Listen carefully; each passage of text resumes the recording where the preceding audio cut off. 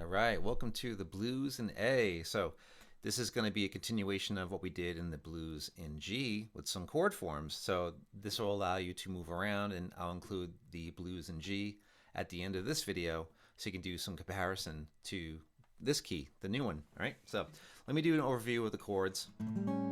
Now the thing that's interesting about the chording, I'm actually muting with the back side of my first finger. I'm knocking out the A string, okay? So I'm fretting the A note on the E string. Again, chord forms, we don't use open strings, so we want them knocked out, okay? So you can see in the G7 chord that we did in the G blues, it's the exact same shape. But now we have an A7 chord, which in this key, it's the one chord, like the G7 chord.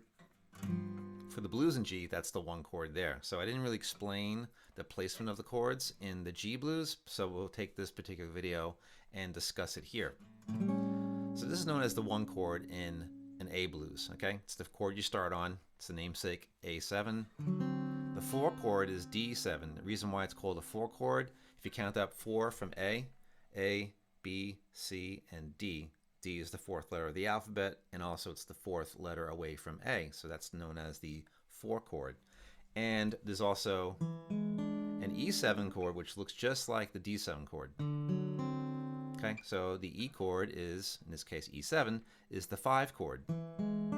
Okay, so if you count up 5 from A, B, C, D, E, that's the 5 chord in an A blues. Okay, so those are the 3 main chords. You can do the entire chart with just those 3 chords, but I threw in some extra little changes on 2 of the chords. We have an A7 this way as well as this way. Okay, chord forms yet again, no open strings, they're totally gone. And there's an E7 chord, which is kind of funky. But all these chords, again, no open strings, you can move them around and get the desired type of chords. If you want to change to a different key for a blues, key of B blues, B flat blues, F blues, whatever you want to throw in, E blues, you can use these chord shapes to get you into the new key. Okay, that's the idea of chord forms. You can instantly, if you know where the chords start letter-wise, you can go right into a different key very quickly. Okay, so that's the quick overview of the chords that we have in this chart. So when I share the score, we'll go through them again and show you more detail. So let's actually share the score with you. Make sure we got that clicked off, and here it is. Voila. Blues in A, here are your chords. If I highlight, we'll go into, there it is. All right, so you can see the fingering here, right? Very similar to G7 in the previous key, but we're, of course, now we're in A, so we're starting at 5th fret with that same hand shape. And there's your letters A, C sharp, and G. That spells out an A7 chord. We're missing a letter. Don't worry about it. The idea, again, is to have chord shapes to play. All right, so that's your A7 to start off with. The next chord after that will be the D7 chord. This one starts at the 4th fret. You can see this spelling is D, F sharp, and C. So there it is. E7 looks identical, but in a different fret location, as you'll see in a moment. Right there, 6th fret. So we got E, G sharp, and D for the spelling of an E7 chord. So like I've mentioned in other videos, if you know the spelling of the chord, you know where the letters are, you can play these chords wherever you want. So this chart just gives you more specific locations. Here's another version of A7. Almost the same kind of fingering as the D and the E7, but we have that ring finger moved up a fret if you compare it to the D and the E7 chords. Spelling for that, A, C sharp, and G. That's your spelling for that chord. So that's that one. Starts at 6th fret for the first finger. All right, so that kind of keeps you in the same location as the E7 chord that came before. All right, that's also at 6th fret. So if you want to pair up some chords to play around with, you could do E7 moving to A. Right, you'd be doing the 5 chord to the 1 chord if you want to get into the numeric type of thing in terms of which chord is which. And this funky chord here, E7 slash G sharp. Okay, the spelling of an E7 chord is E, G sharp, B, and D. We got all 4 notes, all 4 tones of a 7th chord here, but they're in different orders. They're in an inversion. They're actually changed around. Okay, so that's the deal behind that. That's your root note, the blue circle there. So that's where the root's located in the E7 chord, we had it over here. It used to be there, but it's not now. So we have it over there. But again, if you want to play the other E7 chord, you can actually go back to the one that starts off the chart. So you can do that if you want to, and that's another option you have. Okay, and I included it towards the end of the 12-bar blues. Okay, so that's an option you have. You don't have to play it this way. And the last chord that I want to offer up is your A7 chord again. So we have the blue circles for the roots. You can see A, C sharp, and G are also the spelling of this particular version of the chord. So, and there's an extra A thrown in. All right, so that's the collective right there. All your chords you need to know. 5th fret is where the first finger is going to be. Okay, so that's very nice. No open strings yet again. Again, chord forms don't use open strings.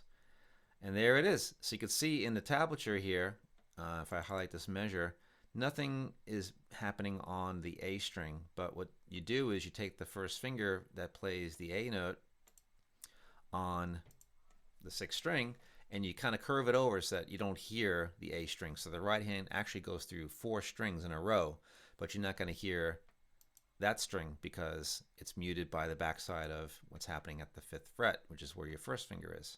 Okay, so that particular scene goes with this chord, right? You can see the X on it. We're going to take that first finger and kind of lean it over a little bit so that it contacts the A string and mutes it out. All right, so there you go. So that's something to keep in mind. It looks kind of weird in the tablature.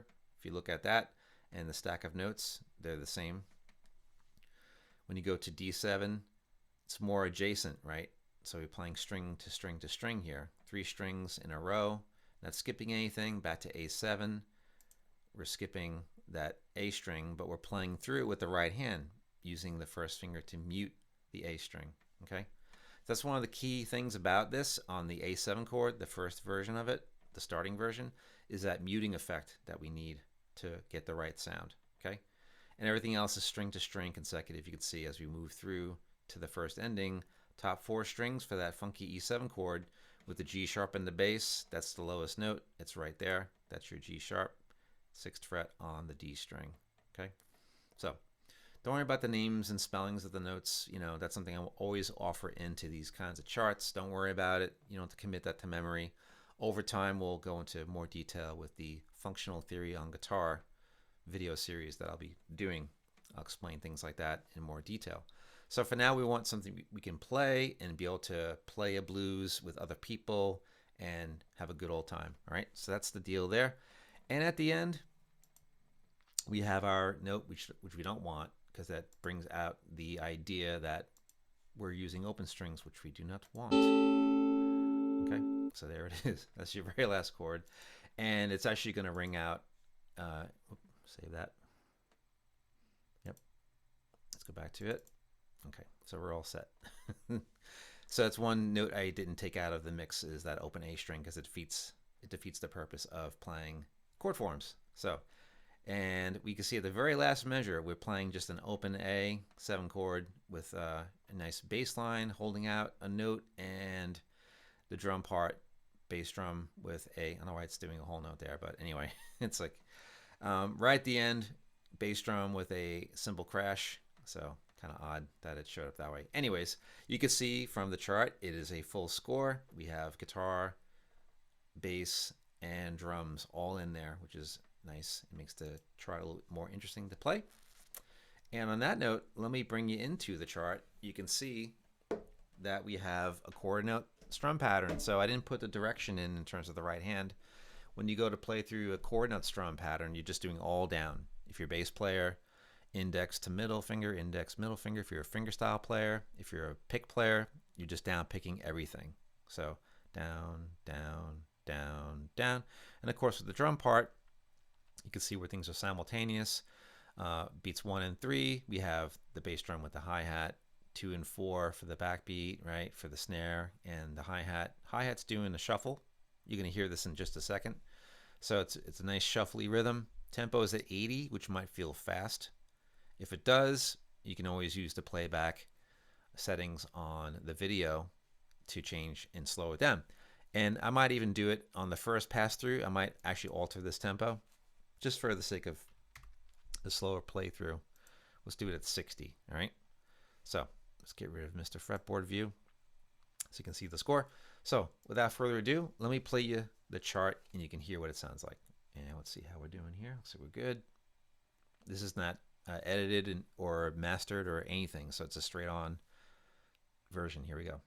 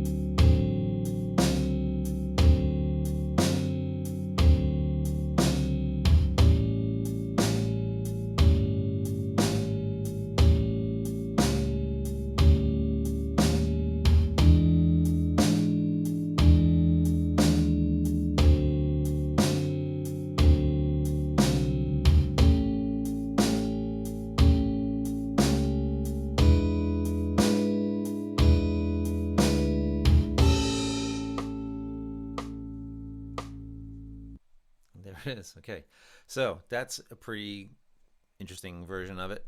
And the thing I want to mention also is when you move to the second ending and you have the high chord in there, and then you're dropping back down to the A7 chord right there, that's a big jump. So the option with that is if you want to keep that last chord, and stay with that, you could. If you want to go with this version right here, or the E7 chord before it, and you want to stay up at the high part, you're more than welcome to do that. And then maybe somewhere along the line, you can drop down to the lower version. Okay? Or you can take the high version and make that your starting, like this chord here. You can make that A7 the version you start with.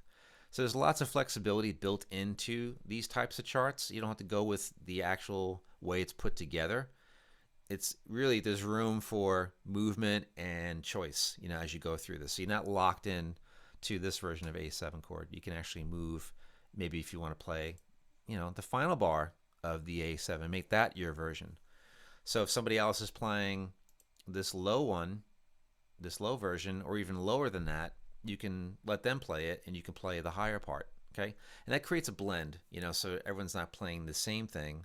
If there's more than one guitar player, you can choose to, kind of enhance the sound by choosing a different version of the chord or not. Again, more choices. This is something that I always like to offer up, and my teacher would tell me the same thing.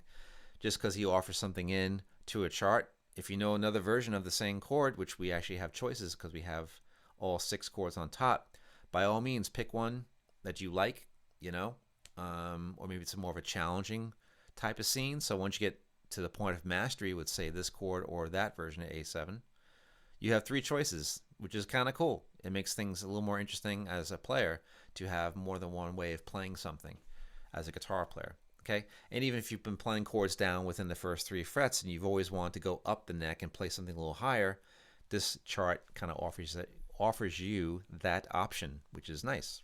Okay, so there it is. That is the blues in A, using the 1-4-5 chord. That's really how the blues is structured. And you can see in the chart, which we didn't talk too much about in terms of the arrangement of chords, this is kind of a standard way of putting it together. The G blues was done the same way. I'll include that video at the end here. So it's 1, 2, 3, 4 bars of A7, right? Then we have 1, 2 bars of D7. So that's 6 bars right there. We're halfway through the chart. Followed by 2 bars of A7, 2 measures, right? Then we get the turnaround, which is at measure 10 in this case, which would be measure 9 if that count-in measure wasn't there back here. That's the lead-in measure, right? So we have measure 1 being the 4 count. Measure 2 would be technically measure 1 in the chart, but you can see there's a repeat sign. So we're down towards the bottom. The turnaround, as I mentioned, starts here at measure 10 in this case. E for a bar, D7 for a bar, A7 for a bar, E7 for a bar, and it works the same way in first and second ending, but I wanted to give it another run through, right? So you get 2 times through the chart. You can go as many times as you want, by the way. And you end out with an A7 chord to finish it. The 1 chord finishes out the entire thing, okay? So to recap, 1 chord, A7, 4 chord, D7, back to the 1 chord, A7, and then we got the turnaround, 5, 4, 1, 5, and then go back to the beginning, right? 1 chord, 4 bars of that, A7, 4 chord, D7 for 2 bars, back to the 1 chord, A7 for 2 bars, right? Then we got the 5 chord, E7 for a bar, D7 is the 4 chord for a measure, for a bar, and the 1 chord for a bar, and then the second ending. That same chord is here too, right? So we're going to have the exact same chord at that location, okay? And there it is. And you're back to the 1 chord, right? That's how the first and second endings work, by the way. You take the repeat, go back to measure, in this case, measure 2, which is where the repeat sign faces the other way, and you run through it again, and then you run down all this, right? You get to this measure, and then, of course, you go to the second ending, because it's the second time through the chart. You wind up here, and the final chord right there, okay? So that's how it all operates. That's the idea behind it. Pretty standard fare in terms of the turnaround. For instance, the last 4 measures, that's why they call it a turnaround, by the way. The last 4 measures get you ready to kind of go from an end of a part back to the beginning. So we're kind of taking the journey. We've arrived at the destination right here, and we're going back home. And that's where home is, right there, back to the A7 chord, also known as the 1 chord. Okay, so that's pretty standard. You'll get to hear that the more and more you play the blues, if I could speak properly. The more you play through this style, it becomes an expected type of sound. So that's how that all works out if you're not as familiar. And that's the deal. So on that note, I'll wrap up. I hope this video was helpful for you. And there's more to come, but I want to offer up some different choices for these chords for you today. So I think that's going to be a pretty nice feature to get into. And stay tuned for the next video. If you like this video, feel free to like and subscribe. Any comments or questions, feel free to leave them below the video in the comments section. And I'll address the questions there. If there are any questions about any of this stuff, I'll do a separate video on it, perhaps to answer the question. If it's like a lot of people asking the same information, what does this mean? What does that mean? I'll do a separate video on that, or I'll just address it right in the comments below. So enjoy the video, and we'll see you on the next one. Again, feel free to like and subscribe. It doesn't cost you anything, and it's great to have you here viewing this video, and I'm here to help. So I'll see you on the next one. Bye.